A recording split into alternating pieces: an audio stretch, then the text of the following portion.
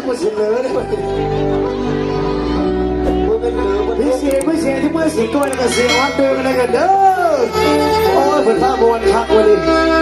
ผมจะขึ้นมาเอาเพลง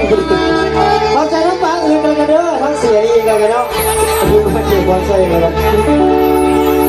เสียชาคนที่หันหยุดไว้สักนิดโชคดีเมื่อเจ้าตัดสินใจให้สิทธิ์ก็เป็น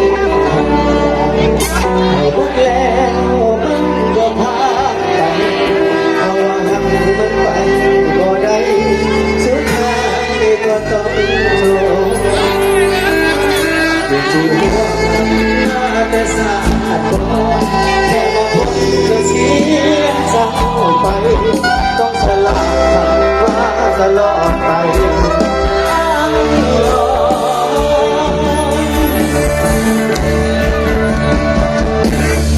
ให้จำได้ดีนะผู้บ้าสงครามให้มาสู้อีกครั้งสู้ตัวเขา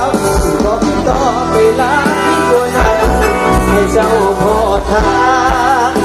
ทั้งคนสาเดินได้คือมีบ้านหน้าที่ของนายสงครามมาดีจะพูดไปที่มอบแม่นาย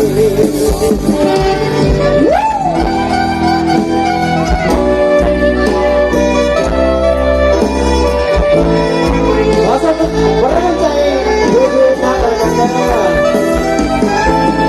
เดี๋ยวเราหาดีเจกุ้งก็เก็บตัวไว้แล้วดีเจกุ้งนะดีเจไม่เสียทุกคนให้เสียกล้วยอะไรกัน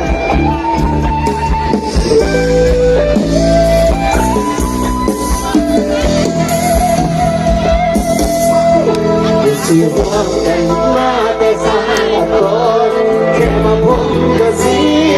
ใจไปต้องสละคำว่าตลอดไป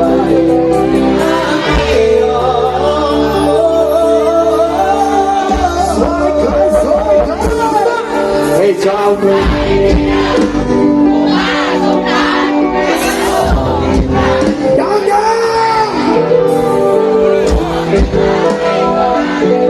เมื่อเจ้าพอทางไม่หาเพื่อนสาดาเมื่อนี้เบิดหน้าที่ของนายสงครามไม่สักไม่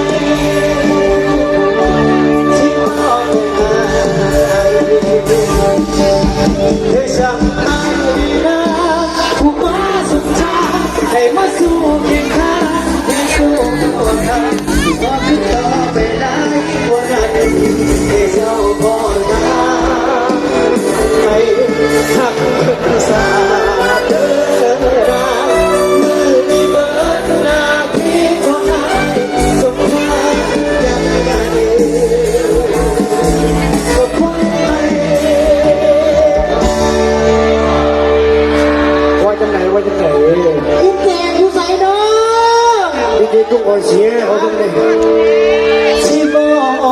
กแม่นาย